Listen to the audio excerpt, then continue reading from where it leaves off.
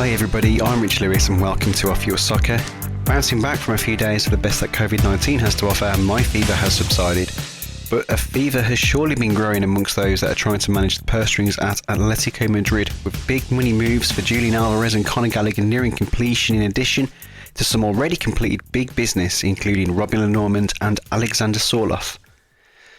The headliner, however, is of course Julian Alvarez. Now, Alvarez he's got amazing control, superb, quick feet, he's fast. When I've seen him play, I've probably not really appreciated him and what he brings to that Manchester City team, because I think in that team you become one of many stars. I think it's easy to get overlooked in some ways. You go watching them, maybe Alvarez has come on off the bench and go, oh great, he's coming on now. It's just going to get worse for whatever team that they're facing. But you don't necessarily think of it as like, okay, he's the main man, should be the main man. If Haaland's out the team, for example, you feel that that's something that's going to be talked about before a big game. If Alvarez is out, it's not going to resonate in the same way. And it probably shouldn't be the case, but we'll come on to that in a bit. So Alvarez is a striker. That his big obstacle at Manchester City is having Erling Haaland ahead of him, and it's difficult living in his shadow.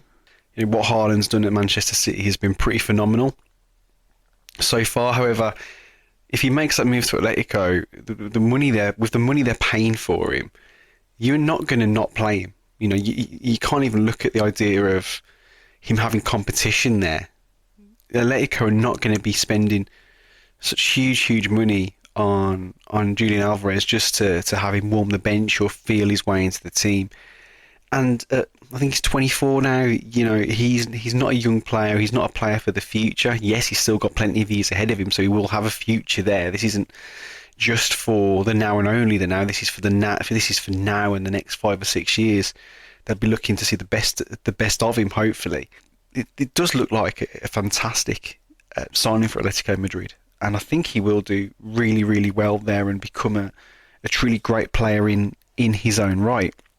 From a more negative perspective, I think if you're looking at concerns, I don't think this is going to work out in the same way at all. But Atletico have spent big money before on, okay, not exactly the same player, but they've done it before with João Felix, and that's not worked out. There's an example there of someone who looked like they had the world at their feet, and then obviously it's just not gone to plan for Felix at Atletico Madrid. So there is precedent there for a player making that sort of move and it not coming off. I just don't see that happening with Alvarez. What I would say though is this. Now you can look at it from a Manchester City perspective, and people will be trying to weigh up, are they geniuses here, or could this potentially be a bad move for them? Now financially, there's no question this is an excellent bit of business from Manchester City. I think they signed him for 14 million originally, so the markup they're making is astronomical. It's great in that respect, but you look at it and go, isn't this the sort of transfer that Manchester City themselves would be looking to make if Alvarez wasn't already at the club? Could they not have found room for him? This definitely feels like a kind of player that Guardiola would be looking at, even if he were having to pay 70, 80, 90 million for. It's not something that would hold City back. And if they at the moment were going, right, okay, we need someone who could complement Haaland, who can offer something different, he would be the guy. And then they'd probably be working out ways to fit him into the team around him. Yes, City have a certain way of playing. They set up in a way, at the moment at least, which allows the likes of Phil Foden to play in a more central role and get more out of him. But you'd have thought if City saw themselves as sitting on a player worth that sort of money, who can make the impact that Atletico will be hoping he'll make there, they would have found a way to get him in their team more regularly. So the fact they haven't done that, maybe that, despite it seems crazy to say because of how successful City have been, but the fact they haven't done that, there is an element of failure on their part there. As I'm saying it sounds crazy. You look at someone like Pep Guardiola and you'd think, yes, he's the kind of person who could make this work. Maybe Alvarez isn't giving him the time to do that. and he's saying, I don't trust that I'm going to get enough opportunities next season, regular opportunities in the biggest games. I think that's another problem here too, that when it came down to the Champions League finals, even the FA Cup final last season, he's not been a go-to guy for Pep. Anyway, I think it's going to be a great move for Alvarez. Time will tell whether this is a good or a bad move for City. Financially, I don't think there's any question that it's a good move. But that is enough of Julian Alvarez for now. Moving on to the transfer business of a club who are taking one of Atletico's more promising youngsters off their hands, Chelsea, who are showing no sign of slowing down when it comes to splashing the cash themselves. So no, we're not talking about Mike Penders, Gabriel Meck, or Aaron Anselmino today, but another, according to YouTube candidate and the winner for this week, Atletico's Samuel Amorodian. It's usually easy to find videos of players who do football's next big thing alongside outlandish claims about their abilities, but honestly the best I could find was a statement claiming him to be the next Drogba. I think this says a lot about football fans' knowledge in general of him. I think if people knew more, you'd be seeing a lot more wild statements about him being the next big thing in football, better than Haaland. You wouldn't just get him being the next Drogba. He would be like the best Chelsea striker of all time, a hybrid of, Costa and Drogba, Vialli. People would be just throwing names out there just to make this guy look like the best of the best. But there's some very modest highlights packages out there to choose from, and I've had a little look through. He's a very strong player. He looks to try and hold up the ball well. From what I've seen, I feel it's quite mixed, his impact in doing that. He looks quick. I'm not seeing a lot there. If someone had shown me this guy and said he was a League One striker breaking through, you'd go, yeah, he's got a good physique. There's something there. Maybe, see how he does over the next year or two. Maybe he's a guy who could play in the Premier League. He's got something about him. But you wouldn't necessarily have this guy down as what looks to be a sort of 27 to 35 million pound fee. I'm guessing there's been different figures reported, some in euros, some in pounds, and then there's add-ons in some instances, some not. But you're looking at a substantial outlay.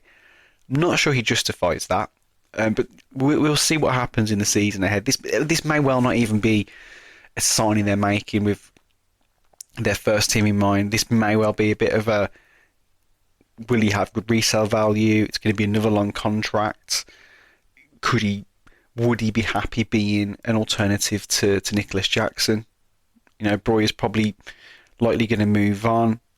There's been a little bit of talk, I think, from Maresca in pre-season about, he sees Jackson as a number 9, but he could use him out wide if he had to. Talk of a Seaman hasn't completely gone away either, so he could be just a signing to, bolster their options in that department. It does kind of feel like it could be one where you see him going out on loan in a year from now. You look at Fofana, who could be moving on from Chelsea up front. That hasn't really worked out in that way. So time will tell. Chelsea fans, get in touch. Tell us what you think. You'll know an awful lot more than me. I am sure about that. Is this looking like a good move to you or not? Please get in touch, Chelsea fans, and let us know.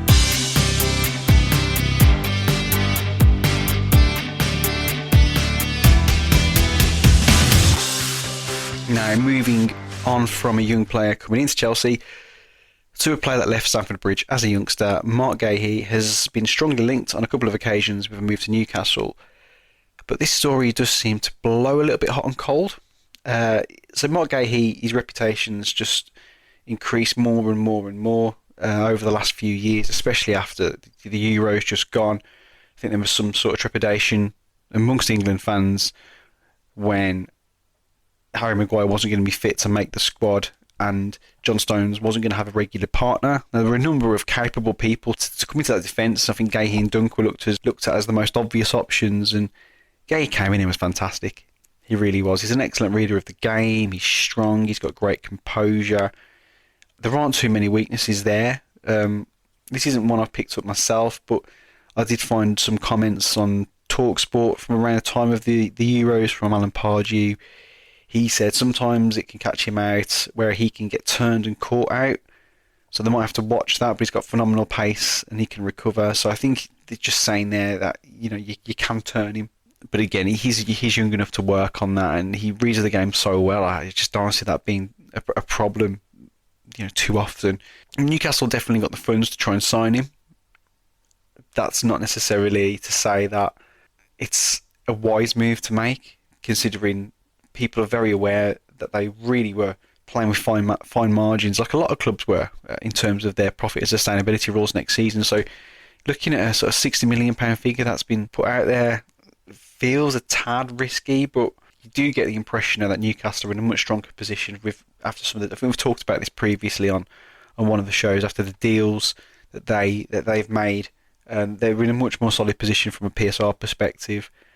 I'm sure they've got the wiggle room to make a marquee signing this summer, and I think Mark Guehhi would be a great signing. When everybody's fit at the back, you'd see him probably alongside Sven Botman, and they would make an imposing centre-back pairing. And that's something I'll be looking forward to seeing this season. For Palace, it's a hard one to replace. They're obviously going to have to try. But yeah, I think anybody you're bringing in, you can't see Palace going, well, we're going to spend that 60 million directly on a replacement.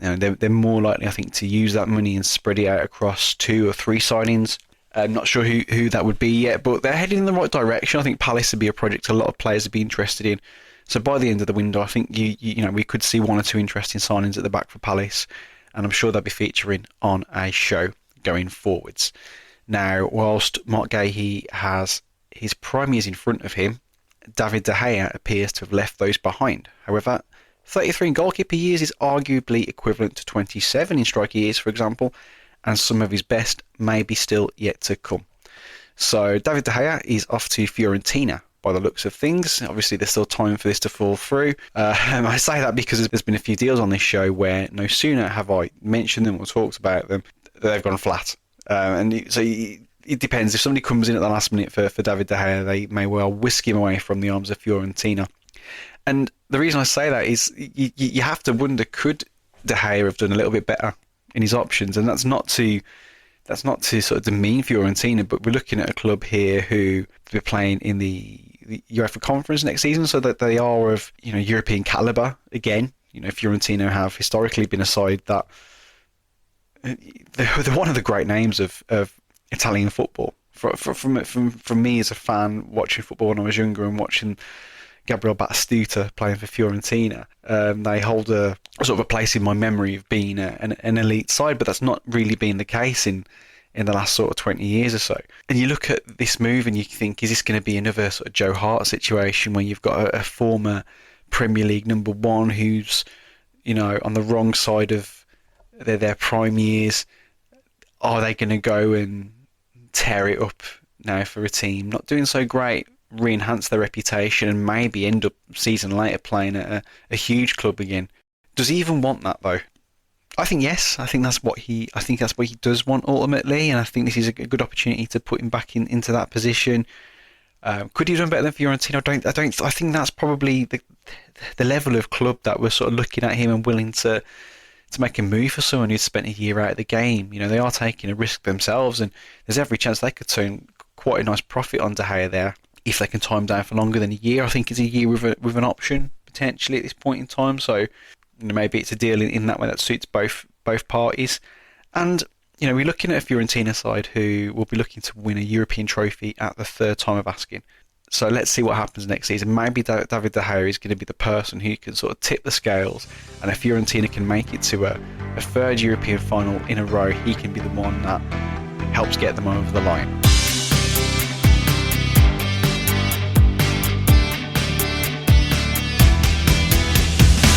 Now on to who's off their soccer for today.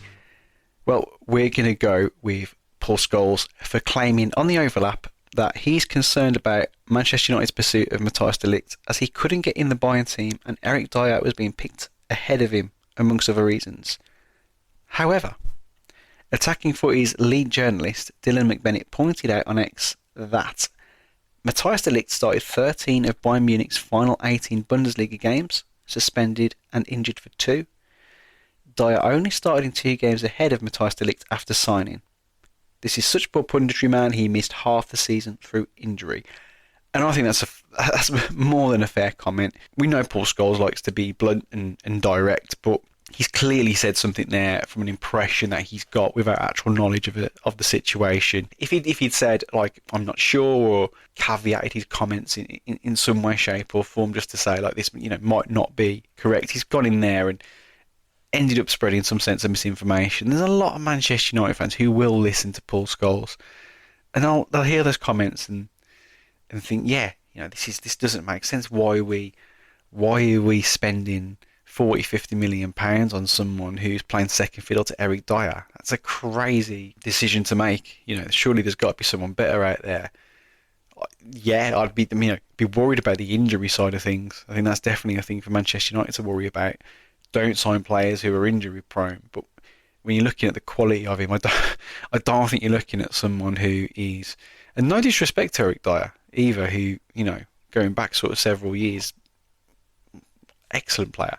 He has had his critics, but he's a really excellent player. But he's not someone, when both fully fit, who will be starting ahead of Matthijs de Ligt. Anyway, that's all from me today. If I get a chance, I'll hopefully get a quick Charity Shield preview in, but if not, I'll catch up with you all after the weekend's action. Anything you'd like me to cover on an upcoming show, get in touch via Instagram, TikTok, Threads or YouTube comments. All the comments on any podcast platform that you may be listening to this on, they'll make their way back to me. Bye for now.